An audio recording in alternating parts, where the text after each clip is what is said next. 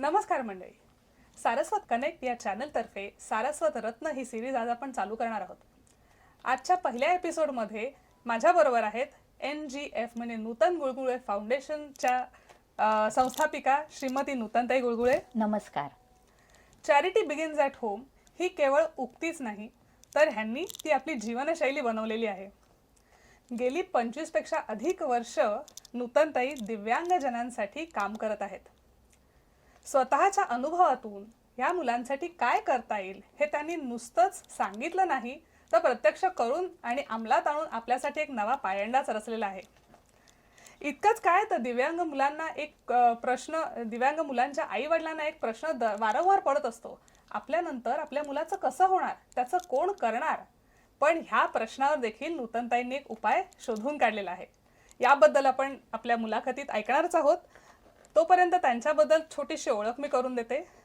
आतापर्यंत त्याला international women's day award, Mayors award, My Home India award, महिला सन्मान अवॉर्ड, BJPचं सुषमा स्वराज अवॉर्ड, दोराई फाउंडेशनचं नॅशनल अवॉर्ड, सावित्रीबाई फुले ग्रामीण अवॉर्ड आणि यासारख्या अनेक पुरस्कारांनी त्यांना विभूषित करण्यात आलं आहे.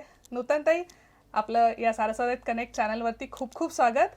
तुमच्याबरोबर गप्पा मारायला खूप मजा येणार आहे. तर नूतनताई, नूतन गुळगुळे फाउंडेशन होप ऑफ मिलियन्स ही संकल्पना तुमच्या डोक्यात कशी काय आली बरं, त्याबद्दल आम्हाला थोडं सांगाल? हो, नक्कीच ना.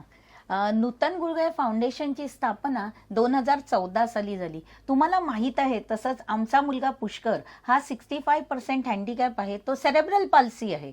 जो मुलगा पूर्णपणे झोपून होता, जेव्हा आम्हाला 6 महिन्याच्या असताना कळलं की हा उपडी वळत नाहीये, तेव्हा आम्ही डॉक्टरकडे गेलो आणि डॉक्टरांनी जेव्हा NC जोशी डॉक्टरांनी सांगितलं की ह्याला सेरेब्रल पाल्सी आहे, तर त्यावेळेला आम्हाला कळेना की सेरेब्रल पाल्सी म्हणजे काय. आणि त्यावेळेला मॅडम बघितलं तर काही आपल्याकडे असं सोशल मीडिया नव्हते की आपण शोधू शकत नव्हतो. तर डॉक्टरांनी जसं सांगितलं तसं करून आम्ही फिजिओथेरपी वगैरे करून आता तो मुलगा चालू लागलाय. आता तो व्यवस्थित स्वतःच्या पायावर उभा आहे. त्याचं शैक्षणिक तो डबल ग्रॅज्युएट होऊन, एडिटर होऊन सगळा व्यवस्थित आता नोकरीला लागलेला आहे.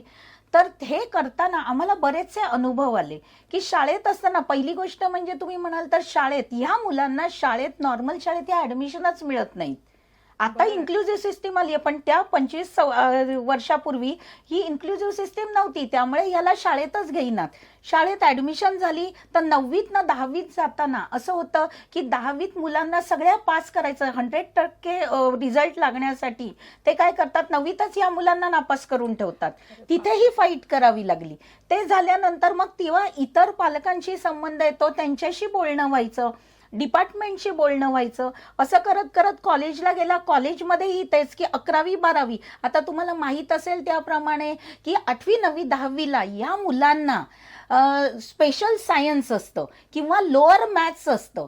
हे बहुतेक जणांना पूर्वी माहीत नसायचं आणि ते घेऊन आमची मुलं 10वी पास व्हायची. आणि कॉलेजमध्ये गेल्यानंतर 11वी 12वीला ठीक आहे, मॅथ्स आणि SP याच्यामध्ये आपण वेगळं हे करतो, पण 13वीला गेल्यानंतर प्रत्येक कोणतंही फील्ड असो, मॅथ्स हा एक सब्जेक्ट आहेच.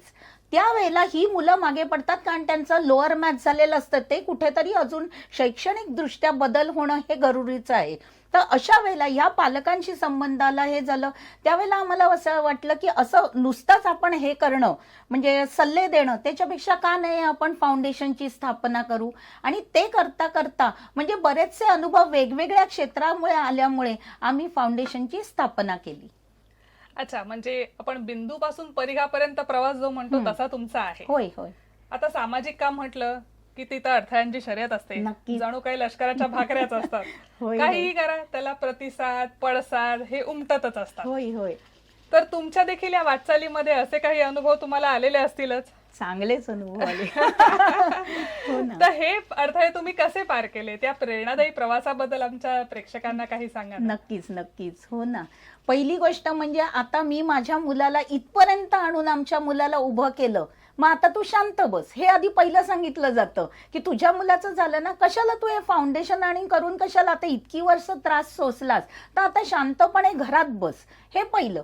दुसरी महत्वाची गोष्ट म्हणजे आता तुम्हाला माहीतच असेल की अर्नाळा विरार येथे आम्ही एक वसतिगृहाची बिल्डिंग बांधलेली आहे.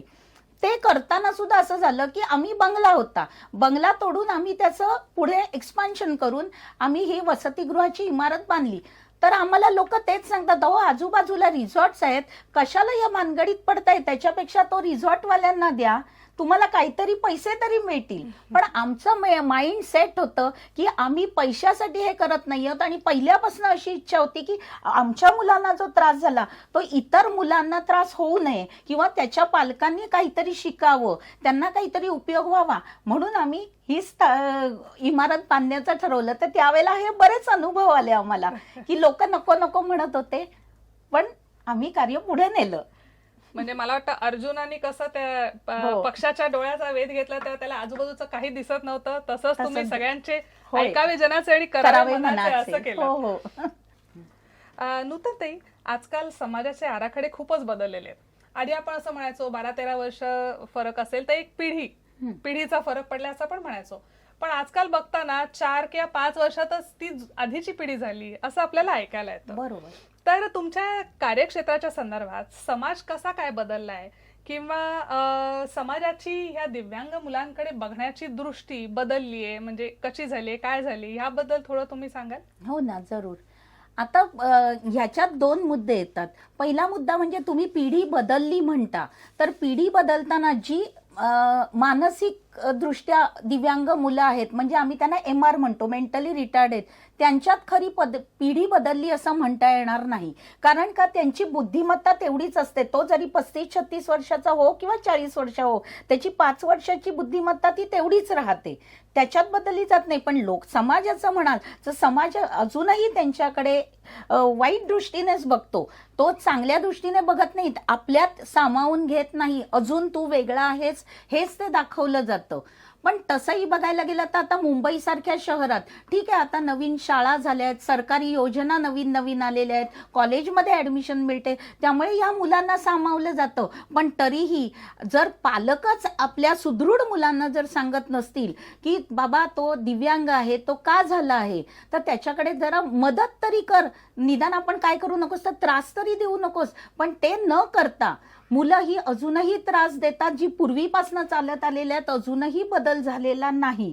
पण ठीक आहे, आता थोडासा समाज दिव्यांग या शब्दामुळे बदलतो आहे, किंवा स्पेशल एबिलिटी हा शब्द आलेला आहे, कॉलेजात शाळात इंग्लिश मिडियमच्या मुलांच्यात हा शब्द जरा जास्त फेमस होतोय, त्यामुळे जरा समाज चांगल्या दृष्टीने बघतोय सध्या. असं थोडी ऍक्सेप्टेबिलिटी वाढली असं आपण म्हणू हो शकतो. हो, नक्कीच नक्की. बरोबर. आता आपण म्हटलं पिढी बदलली असं जे म्हणतोय, तर काही काही निकष देखील बदललेले आहेत असं मला वाटतं. आता म्हणजे आमच्या लहानपणी आई आजी सांगायच्या की अगं ते नुकतंच जन्मलेलं बाळ आहे, जास्त वेळ त्याचे डोळे बंदच असणार आहेत. पण आता बघतो आपण काही तासाची बाळ सुद्धा डोळे असे छान टुकू टुकू इकडे तिकडे बघत असतात, किंवा नजर स्थिर होणे ज्याला म्हणतो, बरोबर. ती सुद्धा आधी कसं 1.5 ते 2 महिने लागायचे या गोष्टीला, पण आता काही आठवड्यांमध्येच मुलांची नजर स्थिर झालेली असते. तर अशा नवजात मातांनी काही गोष्टी लक्षात ठेवल्या पाहिजेत का, की काही रिफ्लेक्सेस स्लो आहेत, किंवा काही रिस्पॉन्सेस हळूहळू आहेत, किंवा अशा सगळ्या काही गोष्टी आहेत का ज्याच्याकडे त्यांनी अगदी कटाक्षाने लक्ष दिलं पाहिजे, जेणेकरून असं काही स्पेशल एबिलिटी असेल तर ती योग्य वेळेला डिटेक्ट होईल आणि त्याच्यावरती डॉक्टरांकडून उपाय, इलाज जे काही शक्य असेल ते करूनही घेता येईल? हो मॅडम, तुम्ही म्हणता ते एकदम बरोबर आहे. पूर्वी आपल्याकडे जॉईंट फॅमिली होती, आजी आजोबा होते, पणजी होती, जे आणि त्या काळी कसं 9-9, 10-10 मुलं होत होती, त्यात असं मूल असलं तरी ते सामावलं जात होतं. आता काय झालंय, न्यूक्लिअर फॅमिली झाली आहे, आई वडील आणि ते मूल. तर मी ते म्हणेन की आई वडिलांचा ह्याच्यात मुख्य मुद्दा आहे की आई वडिलांनी आपल्या मुलाकडे बघितलं पाहिजे. ठीक आहे, आई वडील दोघेही नोकरी करतात, अरे पण आल्यानंतर तरी त्यांच्याकडे वेळ द्या. तुम्ही डे केअरला नेऊन ठेवता, त्यावेळेला डे केअरवाले जर सांगत असतील की तुमच्या मुलात असा असा प्रॉब्लेम जाणवतोय, तर लगेच तुम्ही डॉक्टरकडे जा. आता आम्ही कसं पुष्कळचं 6व्या महिन्यात उपडी वळत नाहीये हे लक्षात आलं, मीही नोकरी करत होते, पण लक्षात आल्या आल्या आम्ही डॉक्टरांकडे गेलो.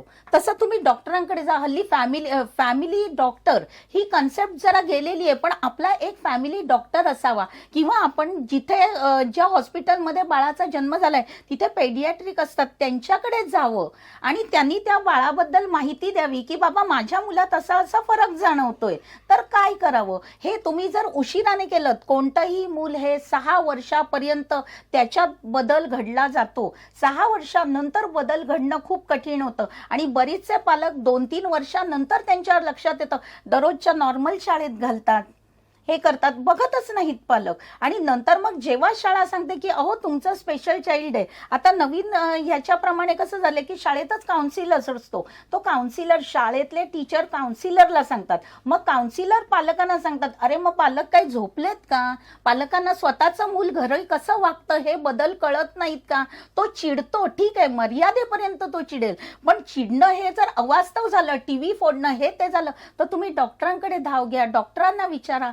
असे जर बदल केले तर शक्य आहे. त्याशिवाय शारीरिक व्यंग जे आहे तर डॉक्टर सांगतात की तुम्ही फिजिओथेरपी द्या, तर फिजिओथेरपी द्या म्हणजे द्याच, तुम्ही कोणीतरी जरा वेळ काढा, पालकांनी वेळ काढणं जरुरीचं आहे.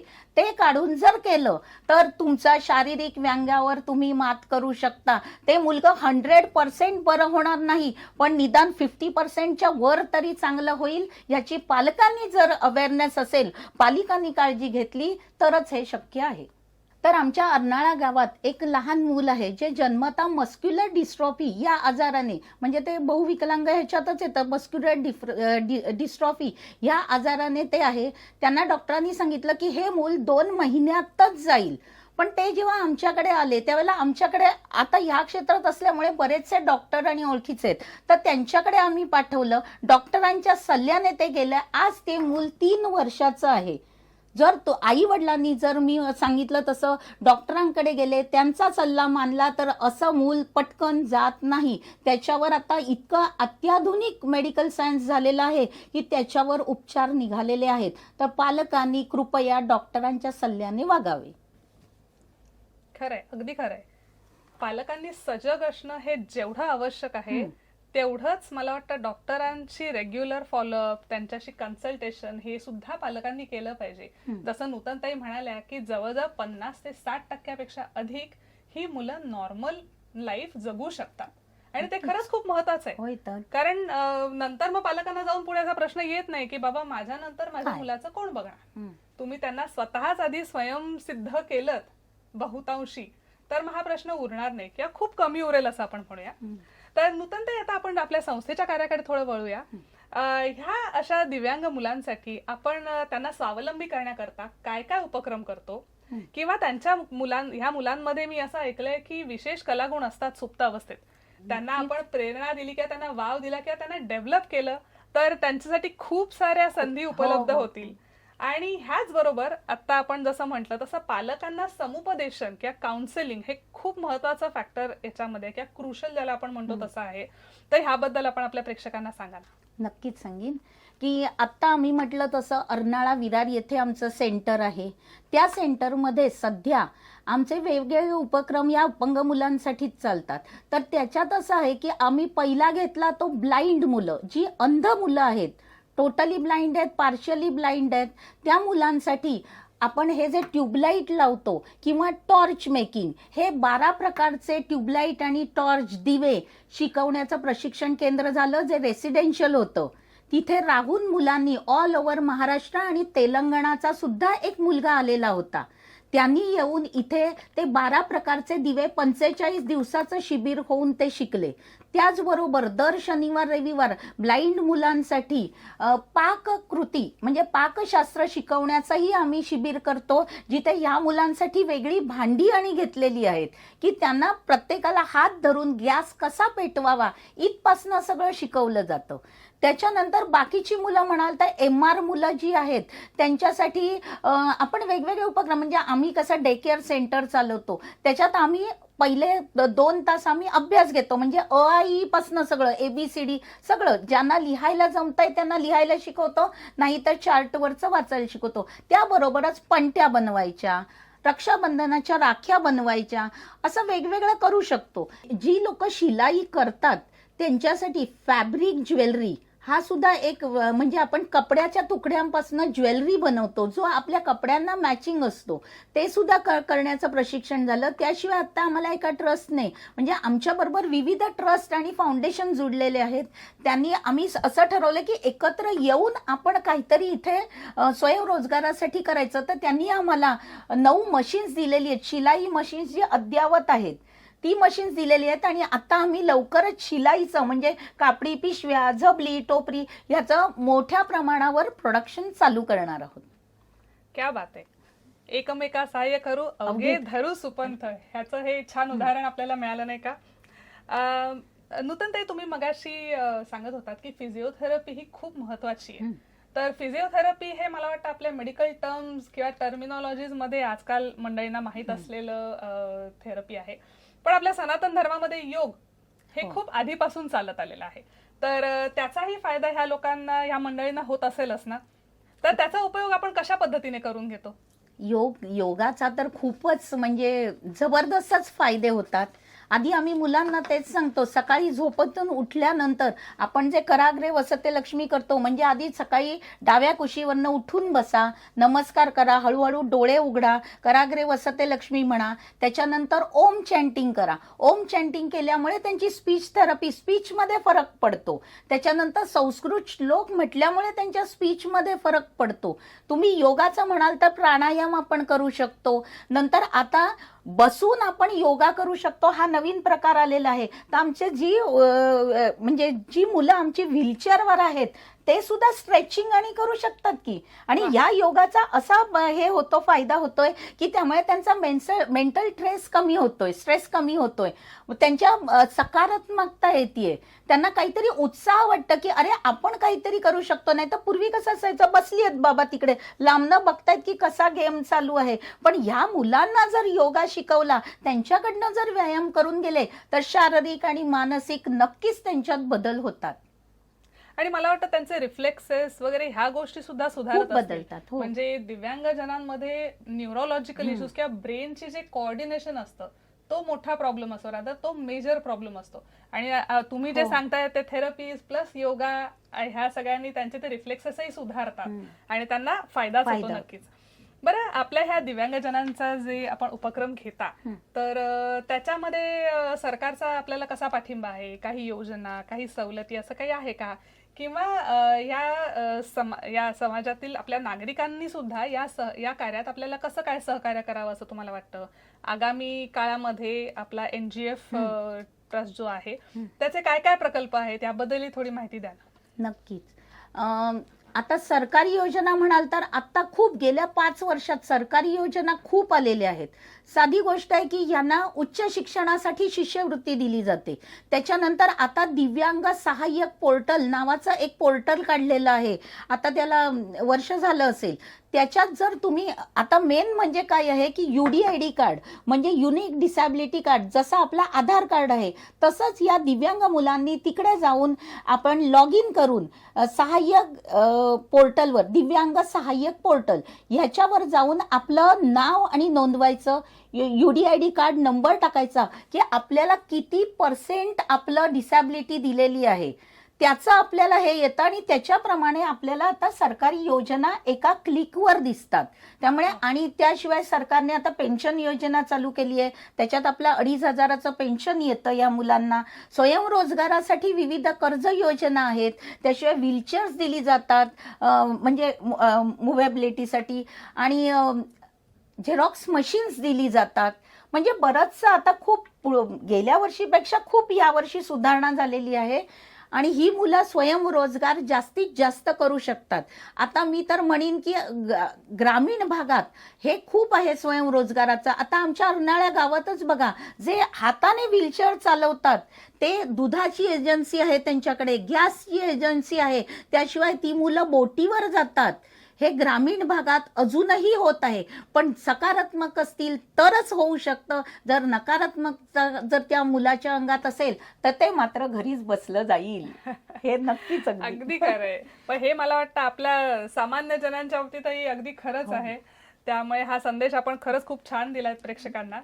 आता मला जस्ट आपण जे संवाद साधतोय त्याच्यातून मला एक अगदीच जाणवलं की आता घरी बसल्या बसल्या सुद्धा काही मुलं म्हणा किंवा गृहिणी ज्या काही छोट्या छोट्या गोष्टी करू शकतात तेच हे आपले सगळे दिव्यांग बंधू सुद्धा करू शकतात. आणि त्याच्यामुळे त्यांना म्हणजे कुठे आता आपण सर्वसामान्यांप्रमाणे त्यांनाही नोकऱ्या मिळाव्यात यासाठी खटपट करत आहातच आणि काही अंशी ती यशस्वी पण झालीये. पण त्यांना, मला वाटतं त्यांना स्वयंसिद्ध एवढं करत आहात तुम्ही की नोकरीवरती डिपेंडंट राहायची गरजच कमी झालेली हो आहे. ना, खरंय. बरोबर ना? होय होय. खरं तर गेले 25 वर्ष आपण हे दिव्यांगजनांसाठी काय कार्य करत आहात, तर अविरत लढाच देत आहात असं मला वाटतं की त्याच्यामध्ये मी जसं म्हटलं तसं सर्वसामान्यांप्रमाणे त्यांना नोकरी मिळावी, स्पर्धा परीक्षांमध्ये त्यांना सहभागी होता यावं, तसंच ड्रायव्हिंग लायसन्स देखील मिळावं. ह्या अशा अनेक गोष्टींसाठी खूपच. तुमची खटपट होय, चालू होय. होती आणि अनेक वेळा मला वाटतं तुम्ही त्याच्यासाठी कोर्टाच्या पायऱ्या सुद्धा झिजवलेल्या आहेत.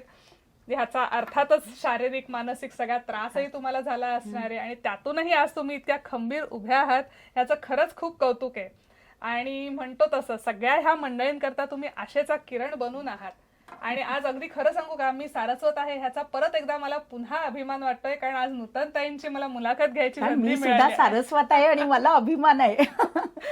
हो ना. नूतनताईंचं एक ब्रीद वाक्य आहे, आपण प्रत्येकाला मदत करू शकत नाही, पण प्रत्येकाने कोणाला तरी मदत केली तर हा समाज खूप पुढे जाईल. मला वाटतं नूतनताई, तुम्ही हे नुसतं बोलत नाही तर तुम्ही स्वतःच्या होय. कृतीतून हे सगळ्यांना हा संदेश देत आहात. हे तुमचं ब्रीदवाक्य खरंच प्रेरणादायी पण आहे आणि तुमचं व्यक्तिमत्व कसं आहे याचं दर्शक पण आहे. तर आता ह्या मुलाखतीच्या ह्या टप्प्यावरती मी तुम्हाला एक प्रश्न विचारते की आपण समाजाला किंवा येणाऱ्या पिढीला काय संदेश देऊ इच्छिता? हा महत्वाचा प्रश्न आहे. जसं आम्ही म्हणतो, तुम्ही त्या मुलांवर दया दाखवू नका, त्यांना मदत करा.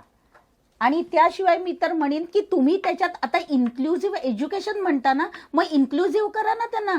माझ्यासारखाच तो आहे असं समजून जर तुम्ही एकत्रपणे केलं तर खूप मोठं देशाचं कार्य होईल ते, आणि आपला देशही सुधारेल. जर तुम्ही त्यांना दिव्यांग म्हणून वंचित ठेवलं तर काही होणार नाही. ही मुलं काय करू शकत नाही, आपल्या नॉर्मल मुलांसारखी सगळी कामं करू शकतात. तर आम्ही एवढंच म्हणू की त्यांना एकत्र घ्या, समानता द्या आणि इन्क्लुझिव्ह करून त्यांच्याकडनं कामं करून घ्या. ती मुलं तुम्हाला चांगला हातभार लावतील. क्या बात आहे. खरंच हा संदेश आजच्या प्रत्येक तरुण पिढीसाठी नाही तर प्रत्येकासाठी हा संदेश खूप महत्वाचा आहे, तो सगळ्यांपर्यंत पोहोचला पाहिजे. नूतनताई, आज पुष्कर, तुम्ही पहिल्या प्रश्नामध्ये जे मला सांगितलं की तुमचं प्रेरणास्थान किंवा तुम्हाला ही संकल्पना कशी आली, तुमचा मुलगा पुष्कर ह्याला पूर्णपणे कारणीभूत आहे असं मी म्हणेन. बरोबर? तर खरं तर हा पुष्कर आहे तो नुसता आपला मुलगाच नाही, तर NGF म्हणजे नूतन गुळगुळे फाउंडेशन, होप ऑफ मिलियन्स असं जे त्यांचं ब्रीदवाक्य आहे, तर त्याचा एक प्रेरणा स्रोतच आहे. आणि आज तो मी तुम्हाला जरूर इथे सांगू इच्छिते की पुष्कर हा MCOM झालेला आहे, त्याने एडिटिंग मध्ये सुद्धा प्रोफेशनल शिक्षण घेतलेलं आहे. तसंच संजय जाधवजी या फिल्म मेकरला त्यांनी 3 वर्ष असिस्ट पण केलेलं आहे एडिटिंग मध्ये. आणि हे मला वाटतं मगाशी मी बोलत होते नूतनताईंबरोबर, तेव्हा मला कळलं की करोना काळात सुद्धा तो हे करत होता, एकटा स्टुडिओमध्ये बसून एडिटिंग करत असायचा. आणि आता तो सध्या सारस्वत बँकेमध्ये सिनियर ऑफिसर आहे. तर ही मला वाटतं तुम्ही आणि पुष्कर आणि सरांनी, ह्या सगळ्या तुम्ही तिघांनी कुटुंबियांनी मिळून समाजाला एक नवीन दिशा दिलेली आहे, एक गाथाच घडवलेली आहे. तर आता ह्यांच्या नूतन गुळगुळे फाउंडेशनचा अजून एक पैलू मी इथे नमूद करू इच्छिते.